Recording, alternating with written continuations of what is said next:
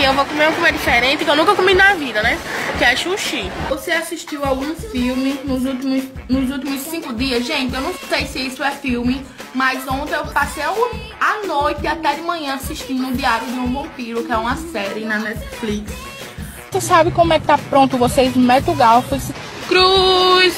Na prata é lá, que lá vem é lá. 3 temperinhos desse aqui, que é Michiruri. Então o vídeo foi bem rápido, mas um pouco demorado. Que é tipo nuggets, que é tripinhas de frango, que é o símbolo do dinheiro.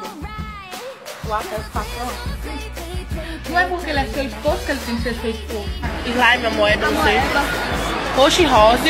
Você tem um sonho, desista, persista. Você já chegou perto da morte? Deus o livre e nunca quer chegar. Mas um dia você vai chegar, mas agora é. Você está apaixonada? Sim. 10 mil caíram, 10 mil caíram, mas nada conseguirá lhe derrubar.